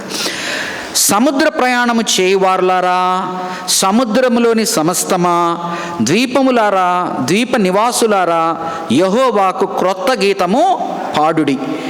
భూదిగంతముల నుండి ఆయనను స్తుతించుడి. అరణ్యమును దాని పురములను, కేదారు నివాస గ్రామములను బిగ్గరగా పాడవలెను. శల నివాసులు సంతోషించుదురుగాక. పర్వతములు శిఖరముల నుండి వారు కేకలు వేయుదురుగాక. ప్రభావం గలవాడని మనుషులు యెహోవాని కొనియాడుదురు గాక. దీపములలో ఆయన స్తోత్రము చేయుదురు గాక. ఇక్కడ వరకు ఏం చెప్తున్నాడు? స్తుతి. ఎవరు స్తుతించాలంటున్నాడు? ఈయన చేసిన ఈ గొప్ప కార్యానికి హోల్ వరల్డ్, ఆనాడు ఇజ్రాయేలీ జనాంగంని చెరలో నుంచి బయటికి తీసుకొచ్చినప్పుడు రాహాబు వాళ్ళు ఎలాగైతే ఆ దేవుని మహిమను మాట్లాడుకున్నారో, ఇది వాళ్ళకి అర్థం కాల ఇజ్రాయేలీ వాళ్ళకి. ఎందుకని? చూడండి, మనం ఒకప్పుడు కోటీశ్వరులం అయి ఉన్నాం అనుకోండి, మనం పడిపోయామనుకుందాం, మామూలు స్థితికి వచ్చేసాం. కానీ ఆ స్థితిలో కాపాడుతూ ముందరికి తీసుకుపోతూ ఉన్నప్పటికీ మనకు గుర్తుండేది ఏంటంటే కోటీశ్వరునిగా నేను పడిపోయానని గుర్తుంటుంది. అలాగనే ఇజ్రాయేలీ జనాంగం వారికి ఒకనాటి మహిమ, ఒకనాటి ఆలయ వైభవము వాటిలోనే ఉన్నారు. దేవుడు వారిని అసలు ఇంకొక రాజుల చేతుల్లోకి పోయి వెనక్కి తిరిగి రావడం అనేది కానీ, వాళ్ళ దాన్ని ఏమంటారు లీనియేజ్ని పెట్టుకోవడం కానీ, అంటే కలిసిపోకుండా ఒకరితో ఒకరు మిశ్రిత జనాంగం కాకుండా, అదే ఒక పెద్ద గొప్ప ఇది. అదేగాక అందుకనే కదా మనకు ఎజ్రా నెహెమయా సమయంలో ఆలయం కట్టినప్పుడు కొంతమంది ఏమో ఏడుస్తున్నారంట, కొంతమంది ఏమో ఆనందిస్తున్నారంట. ఎవరు ఏడుస్తున్నారంట? అమ్మో ఒకనాటి సొలొమోను ఆలయం ఎలాంటిది, ఇదేంటి ఇంత చిన్నదైపోయింది అని. ఇంకొంతమంది ఆనందిస్తున్నారంట. ఎందుకు? వాళ్ళు అక్కడికి పోయి అక్కడ పుట్టి పెరిగి వచ్చిన వాళ్ళు 70 ఏళ్ళ నుంచి. ఓహో, దేవుని ఆలయం అంటే ఇదా, దేవుని మహిమ అంటే. అర్థమవుతుందా? ముందర గతంలో వైభవం చూసిన వారేమో ఏడుస్తున్నారట, వైభవం తగ్గిపోయిందని. అక్కడ పుట్టి వచ్చారు చూడండి, వాళ్ళకి అసలు ఆలయమే తెలీదు. సో అన్నీ కూడా మన దేంట్లో ఉంటుంది, మనం చూసేటువంటి పర్స్పెక్టివ్లో ఉంటుంది. కాబట్టి ఏమంటున్నా అంటే, మీ జీవితంలో ఈరోజు చేసిన గొప్ప కార్యము లోకమంతా హర్షించేటువంటి కార్యము, కానీ నువ్వు దాన్ని గుర్తించలేకపోతున్నావు, నీకు తెలియదు. ఎందుకంటే నువ్వు గత వైభవంలోనే ఉన్నావు. ఆ గత వైభవం ద్వారా నీకు, జాగ్రత్తగా వినండి, ఆ గత వైభవం అంతా నీకు ఎందుకు ఇచ్చాడు? సేవకుడిగా నువ్వు ఉపయోగపడడానికి. నువ్వు సేవకుడిగా ఉపయోగపడకపోయినప్పుడు ఆ వైభవం తీసేశాను. ఈరోజు అంటే అణగారిపోవలసిన పరిస్థితుల్లో పోవలసిన వాళ్ళని నేను పైకి తీసుకొచ్చాను, మరలా నా సేవకునిగా ఉండడానికి అవకాశం ఇస్తున్నాను అంటున్నాడు. ఈ సేవకుని సాంగ్ అంతా ఏంటంటే, ఎ servant who was called to be a servant has lost that status, but God is gracious enough to bring him back and give that status back. But that status was not the earlier type of status. కానీ పరిచర్యల మార్పు లేదు. ఆయన పిలుచుకున్నది దేనికి? ఆయన పరిచర్య కొరకు. దానిలో ఏం మార్పు లేదు. నువ్వు ఆకర్షిస్తూనే ఉండాలా, నువ్వు బయట వాళ్ళని నీ యొక్క మంచి జీవితం ద్వారా, నీ దీని ద్వారా మచ్చు తునకలాగా ఉండాల్సిందే. 13-17 ఇది ఎలా చేశాడు అంటే, 13-17 డివైన్ వారియర్ టెర్మినాలజీ వాడుతున్నాడు. యోధుడు, సూర్యుడు యుద్ధానికి వస్తే అతని ముందర ఎవరు నిలబడలేక ఎలాగ ఉంటారో, అలాగనే ఎక్కడెక్కడైతే చెరలో ఉన్నారో, బంధించి ఉన్నారో వారిని అందరినీ డివైన్ వారియర్ లాగా, కోరేషు వారియర్ అయి ఉండొచ్చు, ఈయన ఆయన వెనక నేనున్నాను అంటున్నాడు. అర్థమవుతుంది కదా? కోరేష్ ముందర మనకు చిన్న ఇది కనపడుతుంది, ఈ ఇమేజెస్. చిన్నపిల్లోడు నిలబడుకో ఉంటాడు, వాడి నీడ పెద్దగా ఉంటుంది వెనక. అలాగనే మనం ఇంత వాళ్ళమే, మన వెనక దేవుడు ఉన్నాడు. అదే ఆనాటి భక్తులందరూ, ఇజ్రాయేలీ జనాంగంలో దేవుని యొక్క భక్తులందరూ అర్థం చేసుకున్నది ఏంటంటే, వెనక్కి తిరిగి చూసుకున్నప్పుడు వాళ్ళ వెనక పెద్ద, కానీ వాళ్ళని వాళ్ళు చాలా చిన్నగా తలుచుకుంటూ ఉన్నారు. పెద్దగా తలుచుకున్నప్పుడు ఏమీ చేయలేక చెడిపోయారు. చిన్నగా తలుచుకున్నప్పుడు ఏమంటున్నాడు? నువ్వు చిన్నవాడివి కాదు నాయనా, నువ్వు చిన్నవాడివి కాదు అంటున్నాడు. నీ వెనక నేనున్నాను. అదనమాట ఆదరణ. ఓకే. యెహోవా సూర్యుని వలె బయలుదేరును, యోధుని వలె ఆయన తన ఆసక్తి రేపుకొనును. ఆయన హుంకరించుచు తన శత్రువులను ఎదిరించును, వారి ఎదుట తన పరాక్రమము కనపరుచుకొనును. చిరకాలము నుండి నేను మౌనముగా ఉంటిని, ఊరకొని నన్ను అణుచుకుంటుని. ప్రసవ వేదనపడు స్త్రీ వలె విడవకుండా నేను బలవంతముగా ఊపిరి తీయచు ఒగర్చుచు రోజుచు నున్నాను. పర్వతములను కొండలను పాడు చేయుదును, వాటి మీద చెట్టు చేమలన్నిటినీ ఎండిపోచేయుదును, నదులను ద్వీపములుగా చేయుదును, మడుగులను ఆరిపోయా చేయుదు. అంటే ఏ అడ్డంకులు ఉన్నాయో అన్నిటినీ మటాష్ అన్నిటినీ తీసేస్తాను, నా చెయ్యి ఉన్నది నేను తీసుకొస్తాను. ఇటు 16వ వచనం, వారు ఎరుగని మార్గమున గుడ్డి వారిని తీసుకువచ్చేదనని వారు ఎరుగని త్రోవలలో వారిని నడిపింతును. వారి ఎదుట చీకటిని వెలుగుగాను వంకర త్రోవలను చక్కగాను చేయుదును. నేను వారిని విడువక ఈ కార్యములు చేయదు. నేను నీతో ఉన్నా, నీ చేయబట్టుకొని నడిపిస్తున్నాను అన్నాడు. ఆ పాతవన్నీ మర్చిపోయి నీ కొత్తది చేస్తున్నాను అంటున్నాడు. ఆ చేసే దాంట్లో నేనేం చిన్న చితకవాడిని కదా, డివైన్ బారియర్ లాగా, ఎలాగైతే సూర్యుడు యోధుడు లాగా నేను మీ పక్షాన్ని నిలబడి చేస్తున్నాను అంటున్నాడు. మీరైతే ఏ స్థితిలో ఉన్నారంటే, నా సూరత్వం మీద పక్కన పెట్టండి, మీరు నడవలేని పరిస్థితుల్లో ఉన్నారు గుడ్డివారుగా. నేను చేయబట్టుకొని రాపించవలసినది, కానీ నేను బయటికి తెస్తాను. అంటే వెనక్కి వెళ్ళామనుకోండి, అష్షూరు బబులోనుతో వీళ్ళు ఏం చేశారు?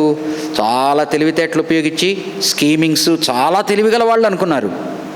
ఎలాగనైతే మోషే మొట్టమొదటి 40 ఏళ్ల జీవితంలో తన శూరత్వం ద్వారా, తన పరాక్రమత్వం ద్వారా ఏదో చేయాలనుకొని ఆఖరికి ఏమీ చేయలేక నీరు గారిపోయి ఆ యొక్క ఎడారిలోకి వెళ్ళిపోయి ఒక 40 ఏళ్ళు దేవుడు పిలిచే సమయానికి, నిజంగా చెయ్యయ్యా అని పిలిచిన సమయానికి నేనేమి చేయలేనయ్యా అంటున్నాడు, నత్తివాడినయ్యా సాకులు చెప్తున్నాడు. అలాగన ఇజ్రాయేలీ జనాంగం దేవుడు పిలుచుకున్న పర్పస్ ఒకటైతే, వీళ్ళు చుట్టుపక్కల వారిని చూసి, వారు దేవుని యొక్క అండను చూసుకొని చుట్టుపక్కల వారిని చూసి ఏదేదో అనుకుంటున్నప్పుడు చేయలేక ఆఖరికి దీనస్థితికి వెళ్ళిపోయారు. వారిని ఆ దీనస్థితి నుంచి బయటికి తీసుకొచ్చి నిలబెట్టి వారి యొక్క దీనత్వం ఏంటో తెలుపుతున్నాడు. ఇక్కడున్నప్పుడేమో మనం చూసాం 39వ అధ్యాయం వరకు తాగుడు అంటే ఎంజాయ్మెంట్, రకరకాలుగా ఉన్నారు. అంటే దేవుడు వారిని పిలుచుకున్నది ఒకదానికైతే వాళ్ళు ఇంకొక రకంగా ఉన్నారు. వాళ్ళని వెనక్కి తీసుకొచ్చి ముందరికి నడిపిస్తున్నాడు. ఇదే ఆదరణ నీకు నాకు ఇస్తున్నాడు. ఒకవైపున సవాలుగా నిలుస్తున్నది, ఒకవైపున ఆదరణ ఇస్తూ ఉన్నాడు. నిన్ను పిలుచుకున్నది ఎందుకో గుర్తు చేసుకుంటున్నాడు. ఆ పిలుచుకున్న దాని నుంచి నువ్వు తప్పిపోయావా, మరలా వెనక్కి రా, నేను నిన్ను తీసుకొస్తాను, నేను పట్టుకొని నడిపిస్తాను, నువ్వు నా వాడిగా ఉండు, నా పని చేయి అంటున్నాడు. 17వ వచనం విగ్రహాల గురించి. చెక్కిన విగ్రహములను ఆశ్రయించి పోత విగ్రహములను చూచి మీరే మాకు దేవతలని చెప్పువారు వెనకకి తొలగి కేవలము సిగ్గుపడుచు ఉన్నారు. Those are idolaters. ఎవరిని ఏ కన్నుతో మాట్లాడుతున్నాడు? వీళ్ళందరూ అక్కడికి పోయి ఏమయ్యారు? ముందర నుంచి ఏమంటున్నాడు? యెహోషువ అహరోనుతో ప్రారంభమైంది. యెహోషువ వాళ్ళకు వార్నింగ్ ఇచ్చేదేంటి? మీరు నది ఇవతల వారినా అవతల వారినా, అమోరీయుల దేవతలనా అంటే దేవతల్ని అనేది వీళ్ళకి కాన్స్టెంట్గా థ్రెడ్ రన్ అవుతూ ఉన్నది. ఇప్పుడు ఏమంటున్నాడు? అక్కడికి తీసుకెళ్ళాడు కదా, అక్కడ చాలామంది మైమరిచిపోయి, మీకు తెలుసు అనుకుంటాను కదా, ఇజ్రాయేల్ జనాంగం చెర నుంచి అందరూ రాలా బయటికి. కొంతమంది అక్కడ కంఫర్ట్స్తో అక్కడే ఆగిపోయారు. కానీ ఆ డయాస్పోరా వాళ్ళు కూడా దేవునిలో ఉన్నవారు ఉన్నారు, కానీ చాలామంది సెక్యులర్ అయిపోయారు. ఇప్పుడు ఎట్లయితే నేషనల్ ఇజ్రాయెల్లో దేవుడు వెనక్కి తీసుకొచ్చినా వాళ్ళు సెక్యులర్గా ఉన్నారో, ఎగ్జైల్లోకి వెళ్ళిన వాళ్ళు డయాస్పోరా అంటాం వాళ్ళని, చెదిరిపోయిన వారు. వారిలో అందరూ తిరిగి ప్రేమతో దేశానికి రాలేదు. ఎప్పుడు నెహమయా ఎజ్రా సమయంలో ఎంతోమంది అక్కడే ఉండిపోయారు. ఎందుకని దేవుని వాక్కు నుంచి వాళ్ళు ఏం తీసుకున్నారు? నువ్వు ఎక్కడికి వెళ్తే అక్కడ ఇళ్ళు కట్టుకో, అక్కడ పెళ్ళిళ్ళు చేసుకున్నారు. కనుక వాళ్ళు అక్కడ సెటిల్ అయిపోయారు, అక్కడనే ఉండిపోయారు. ఓన్లీ కొంతమందే వచ్చారు వెనక్కి. సో నీతో నాతో ఏం మాట్లాడుతున్నా అంటే, వెళ్ళిపోవడము పెద్ద పాపంలో ఉన్నప్పుడు తప్పిపోతాము, కింద పడతాము, పక్కకి వెళ్ళిపోతాము. కానీ ఆయన మనతో అడుగుతున్నది ఏంటంటే, ఆ యొక్క వాటి మోజులో పడిపోయి, వాటి మైకంలో పడిపోయి, అది ఏదైనా కావచ్చు. ఇప్పుడు మన క్రైస్తవ సమాజంలో చాలాసార్లు ప్రాబ్లం ఏంటంటే, విగ్రహము అని మాట్లాడంగానే మన ఇంట్లో విగ్రహారాధన లేదు కనుక మనం విగ్రహారాధికులం కాము అనుకుంటాం. ఆయన మాట్లాడుతూ ఉన్నది ఏంటంటే, దేవుని స్థానంలో ఏది పెట్టినా అది విగ్రహమే. విగ్రహారాధికుడు ఏంటంటే దాన్ని ప్రస్ఫుటంగా తెలియపరుస్తాడు. నీవు నేను వెనక దాంకొని చేస్తుంటాం, అంటే తెలియదు అనుకొని. కానీ మనము దేవతల్ని మన జీవితాల్లో ఏర్పరచుకుంటాం మన హృదయంలో. వాటి గురించి ఆయన మాట్లాడుతూ ఉన్నాడు. అటువంటి వారు సిగ్గుపడేటట్టుగా చేస్తానంటున్నాడు. 18వ వచనం నుంచి 25వ వచనం వరకు నా సమయం అయిపోయింది, కానీ ఒక 7 నిమిషాల నుంచి 10 నిమిషాల లోపల క్లోజ్ చేస్తాను. 18 నుంచి 25 వరకు మళ్ళా నా సేవకుడు అనే మాట వాడుతున్నాడు. ఇక్కడ ఎవరు సేవకుడు? ఇజ్రాయేలును నా సేవకుడైన నీవు ఆధ్యాత్మికంగా దేవుని నుంచి తప్పిపోయి నీవు బానిస అయిపోయావు అని చెప్తున్నాడు. చూడండి, చెవిటి వారలారా వినుడి, గ్రుడ్డి వారలారా మీరు గ్రహించున్నట్లు ఆలోచించుడి. నా సేవకుడు తప్ప మరి ఎవడు గుడ్డివాడు? నా సేవకుడు తప్ప మరి ఎవడు గ్రుడ్డివాడు? నేను పంపు నా దూత తప్ప మరి ఎవడు చెవిటివాడు? వీళ్ళు దేనికి దూతలు? దేవుని యొక్క కార్యాన్ని ప్రపంచమంతా చాటడానికి వీళ్ళు ఎన్నుకున్నాడు. వీళ్ళు ఏమైపోయారు? ఆఖరికి దూరం అయిపోయారు. అట్నే నీవు నేను మనం ప్రశ్నించుకోవాలా, మనం దేనికి పిలుచుకున్నాడు, మనం ఇప్పుడు ఏం చేస్తున్నాం, ఏ స్థితిలో ఉన్నాం. నా సేవకుడు తప్ప మరి ఎవడు గుడ్డివాడు? నేను పంపు నా దూత తప్ప మరి ఎవడు చెవిటివాడు? నా భక్తుడు తప్ప మరి ఎవడు గ్రుడ్డి వాడు? యెహోవా సేవకుడు తప్ప మరి ఎవడు గ్రుడ్డివాడు? నీవు అనేక సంగతులను చూచుచున్నావు కానీ గ్రహింపకున్నావు, వారు చెవి యొగ్గిరి కానీ వినకున్నారు. ఏంటంటే దాని అర్థము, హీబ్రూ దీనిలో ఇడియం ఏంటంటే, నీతో మాట్లాడుతున్నాడు, అయ్యా ఎలాగున్నావు, ఇలాగ ఉండొచ్చా? పక్కన వాళ్ళని చూసి చూడు ఎలా ఉన్నాడు. అర్థమైందా? నీతో ఇలా ఉండొచ్చా? పక్కన వాళ్ళని చూసి చూడు ఎలా ఉన్నాడు లాగా. నీవు అనేక సంగతుల్ని చూచుచున్నావు కానీ గ్రహింపకున్నావు. డైరెక్ట్గా అడ్రస్ చేస్తున్నాడు. పక్కన వాళ్ళతో ఏమంటున్నా అంటే, వారు చెవి యొగ్గిరి కానీ వెనక. అర్థమైంది కదా? అదనమాట second person singular, third person plural ఉపయోగించేటప్పుడు. ఓకే, వారు చెవి యొగ్గిరి కానీ వినకున్నారు. యెహోవా తన నీతిని బట్టి సంతోషము గలవాడై ఉపదేశ క్రమం ఒకటి ఘనపరచి గొప్ప చేసెను. వారికి ఒకటి నేర్పించినాడు. క్రమము అంటాం కదా, ఉపదేశం. వాళ్ళకి ధర్మశాస్త్రం ద్వారా ఉపదేశము, వాళ్ళ ఆచారాదుల ద్వారా ఒక క్రమము నేర్పించినాడు. వాటన్నిటి నుంచి వీళ్ళు తప్పిపోయారు. యెహోవా తన నీతిని బట్టి సంతోషము గలవాడై ఉపదేశ క్రమం ఒకటి ఘనపరచి గొప్ప చేసెను. రోమీయులకు రాసిన పత్రిక 9వ అధ్యాయం 1 నుంచి 4 వచనాలు కనుక చదివారంటే ఇజ్రాయేలుకి ఇచ్చిన ప్రివిలేజెస్ ఏంటో అర్థమవుతాయి, ప్రత్యేక అనుకూలతలు. 22వ వచనం, అయినను ధర్మశాస్త్రం ఏమంటాడు? లోకానికి ఎవరికి ఇవ్వని ధర్మశాస్త్రాన్ని మీ చేతుల్లో పెట్టానంటాడు. అయినను అంటే మిగతా వాళ్ళకంతా జనరల్ రెవల్యూషన్. అంటే ఏంటి? ఆకాశం తట్టి ఎత్తి చూసి సృష్టిని చూసి సృష్టికర్తను గుర్తుపట్టాలా. కానీ వీళ్ళకేం చేశాడు? కీర్తన గ్రంథం 19వ కీర్తన. వీళ్ళకున్న గొప్ప ఇదేంటి? లోకానికంతా జనరల్ రెవల్యూషన్ ఇస్తే వీళ్ళకి స్పెషల్ రెవల్యూషన్ ఇచ్చాడు. ధర్మశాస్త్రాన్ని చేతుల్లో పెట్టాడు. దేవుణ్ణి ఎలా ఆరాధించాలనో నేర్పించాడు, ఒక క్రమం నేర్పించాడు. అయినను ఈ జనము అపహరింపబడి దోపుడు సొమ్ము ఆయను. ఎవరునూ తప్పించుకొనకుండా వారందరూ గుహలలో చిక్కుబడి ఉన్నారు. వారి చెర గురించి మాట్లాడుతూ ఉన్నాడు. వారు బందీ గృహములలో దాచబడి ఉన్నారు. చెర అన్న ప్రతిసారి మనం ఏం గుర్తు చేసుకోవాలి? పాపములో మనం ఉన్నప్పుడు చీకటి మన జీవితంలో ఏ విధంగా ప్రవేశిస్తుంది, ఆ చీకటి మన ఇంట్లో ఉన్నప్పుడు మనం ఫ్రీ మ్యాన్ అయినా కూడా ఏ విధంగా బందీగా అనిపిస్తాం. అలాగే నువ్వు ఫ్రీ మ్యాన్ అయిన ఒక అలవాట్లకు నువ్వు కనుక బానిస అయిపోతే you will be thinking that you are free, కానీ ఆ సబ్స్టెన్స్ నేను కంట్రోల్ చేస్తూ ఉంటుంది. వారు బందీ గృహములలో దాచబడి ఉన్నారు, దోపుడు పాలైరి, విడిపించు వాడెవడునూ లేడు, అపహరింపబడిరి, తిరిగి రప్పించుమని చెప్పువాడెవడునూ లేడు. వాళ్ళ పక్కన అడ్వకేటే లేడు. ఆద్మీ దూర్ గయా అంటాం కదా, out of sight out of mind. ఎవరు పట్టించుకుంటారు మనల్ని? చాలాసార్లు ఆలోచించండి. మనకిచ్చిన ప్రత్యేక అనుకూలత ఏంటి? మనకు సంఘం ఇచ్చాడు, దేవుణ్ణి ఆరాధించుకోవడానికి ఇచ్చాడు. మనము ఏదో ఒక రకంగా అలిగి కానీ దేవునికి దూరం అయ్యామనుకోండి, ఎవరన్నా పట్టించుకుంటారా? ఇప్పుడు సేవకులుగా పెద్దలుగా మనం ఏం చేస్తాం? వీలున్నంతవరకు ఎవరు రావడం లేదో గమనించుకొని ఏదో ఒక చోట వెళ్తూ ఉంటాం. కానీ ఈరోజు మన జీవితంలో ఏం గమనిస్తున్నాము? ఎవరు పట్టించుకోరు. పక్క ఇంట్లో చనిపోతేనే 2 రోజుల తర్వాత తెలిసే పరిస్థితుల్లో ఉన్నాం. కాబట్టి వీళ్ళు ఏం కోల్పోయారంటే, వీళ్ళకు దాన్ని ఏమంటారు, అడ్వకేట్గా ఉన్న దేవుణ్ణి కోల్పోయి ఇప్పుడు ఎవరు కూడా ఏ జనాంగమో కూడా తెలియదు, ఎక్కడికి వెళ్ళారో కూడా తెలియదు, వాళ్ళ తరపున వకల్తా పుచ్చుకునే వాళ్ళు ఎవరూ లేరు. ఇన్ని రోజులు దేవుడు వారికి తోడుగా ఉంటే దేవుడిని తృణీకరించారు, ఇప్పుడు ఎవ్వరూ లేరు. అలాగనే మనం గుర్తుపెట్టుకోవాల్సింది ఏంటంటే, దేవుడు మనకిచ్చిన ఆశీర్వాదాలు మనం అర్థం చేసుకొని మనం దేవుడి నుంచి దూరం వెళితే ఎవరు లేరు మన గురించి మాట్లాడేవాళ్ళు, ఎవరు మన దగ్గర తీసేవాళ్ళు లేరు. చాలాసార్లు అలుగుతాం సంఘం మీద కానీ రకరకాల దీనిగా, ఎవరు పట్టించుకోరు. They will not. ఎవడికి పట్టింది? అర్థమైందా? ఏదో కొంతవరకు ఒకసారి చెప్తారు, రెండుసార్లు చెప్తారు.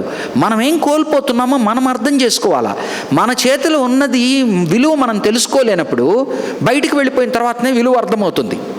ఆ స్థితికి మనం తెచ్చుకోకూడదు ఎప్పుడు కూడా. మనకిచ్చిన దాని యొక్క వాల్యూ అప్రిషియేట్ చేయాలి.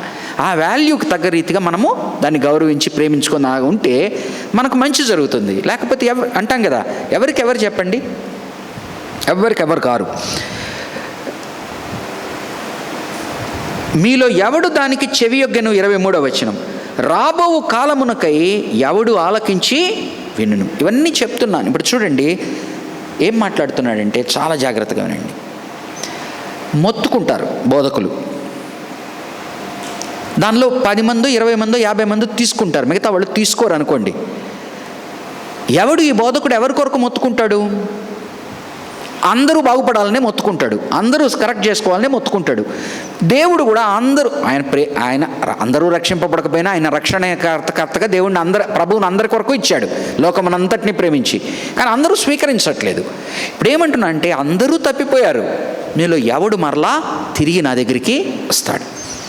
మీలో ఎవడు దానికి చెవియొగ్గును. జాగ్రత్తగా ఉండండి. అంటే కాంగ్రిగేషన్ అంతా పక్కకు తప్పిపోయింది, ఇజ్రాయేల్ జనాంగం అంతా పక్కకు తప్పిపోయింది. దేవుడు ఏమి సవాల్ చేస్తున్నా అంటే, నేను ఈ పనులు చేసిన తర్వాత ఎవడు నా తట్టు మరలా తిరిగి చూస్తాడు, ఎవడు నన్ను మరలా వెంబడిస్తాడు అంటున్నాడు. మీలో ఎవడు దానికి చెవి యొగ్గును, రాబో కాలమునకై ఎవడు ఆలకించి వినును. 24వ వచనం చాలా అద్భుతంగా ఉంటుంది, దాని వివరణ చెప్పనివ్వండి. యెహోవాకు విరోధముగా మనము పాపము చేసితిమి. జాగ్రత్తగా చూడండి, మనము పాపము చేసితిమి. 2వ భాగంలో, వారు ఆయన మార్గములలో నడవనొల్లక పోయిరి, ఆయన ఉపదేశమును అంగీకరింపక. ఏం జరుగుతుంది? మనము తప్పిపోయాము అంటున్నాడు.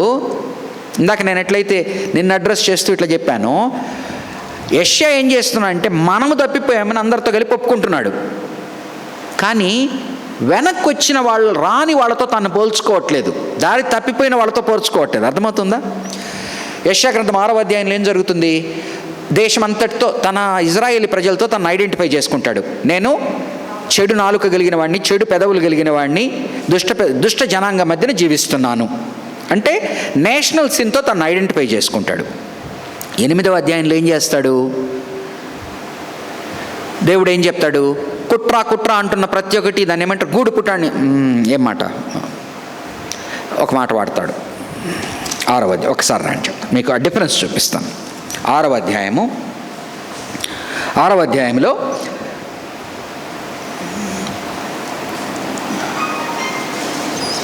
5వ వచనం. నేను పెదవులు గల జనం, అపవిత్రమైన పెదవులు గల జనుల మధ్య నివసించువాడను, నేను నశించితిని. అంటే అందరితో పాటు తన సిన్ను కూడా ఒప్పుకుంటున్నాడు, ఐడెంటిఫై చేస్తున్నాడు. 8వ అధ్యాయంలోకి రండి, 14 నుంచి 16. అయితే ఆయన ఇజ్రాయేలు యొక్క 2 కుటుంబములకు తగులు రాయిగాను, అభ్యంతరము కలిగించు బండగాను ఉండును. యెరూషలేము నివాసులకు బోనుగాను, చిక్కు వలగాను ఉండును. అనేకులు వాటికి తగిలి తొట్టిల్లి పడి కాళ్ళు చేతులు విరిగి చిక్కుబడి పట్టబడుదురు. ఈ ప్రమాణ 16 నుంచి వేరే జనాంగం గురించి మాట్లాడుతున్నాడు. అర్థమైందా? నేషన్ అంతా పడిపోతూ ఉన్నది.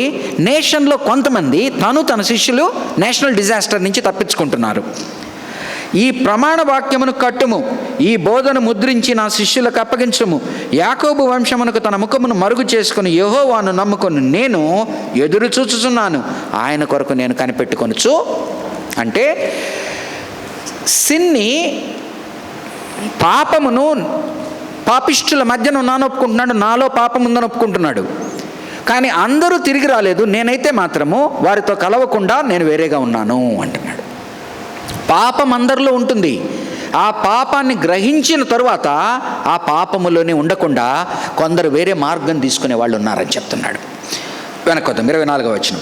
యెహోవాకు విరోధముగా మనము పాపము చేసితిమి, వారు ఆయన మార్గములలో నడువ నొల్లక పోయిరి, ఆయన ఉపదేశమును వారు అంగీకరింపక పోయిరి. దేవుడు అందరితోనూ మాట్లాడతాడు, వాక్యం అందరితోనూ మాట్లాడుతుంది. ఈరోజు బైబిల్ స్టడీ పెట్టుకున్నాం, అందరూ రావచ్చు 350 మంది. కొంతమంది వస్తారు, కొంతమంది ఇంకొక 30-40 మంది యూట్యూబ్లో చూస్తారు, మిగతా వాళ్ళు వాక్యం చూడరు. అట్నే సంఘంలో ఎంతోమంది ఉంటారు, వస్తారు, మాట్లాడతారు, 300 మంది కూర్చుంటారు, అందరూ తీసుకోరు. ఎవరు తీసుకున్నారో వాళ్ళకి మంచి జరుగుతుంది. అలాగేమంటా అంటే ఆయన అందరికి ఇస్తున్నాడు, వాళ్ళు విననోళ్ళకపోయారు, వాళ్ళు పక్కకి వెళ్ళిపోయారు.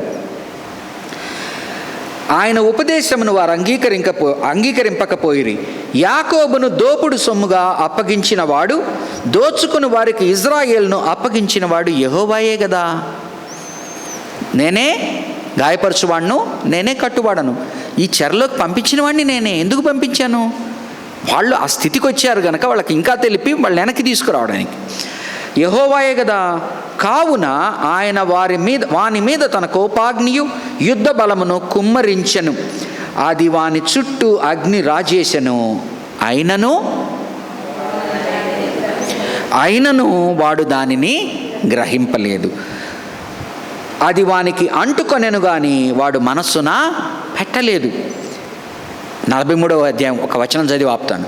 అయితే యాకోబు, నిన్ను సృజించి వాడునగు యెహోవా, ఇజ్రాయేలు నిన్ను నిర్మించిన వాడు ఇలాగూ సెలవిచ్చుచున్నాడు, నేను నిన్ను. యెషయా గ్రంథం అంతా మనం ఏం చెప్పుకున్నాం? ఒక పక్కనేమో వాళ్ళ స్థితి మాట్లాడుతున్నాడు, మరలా ఆదరిస్తూ ఉన్నాడు.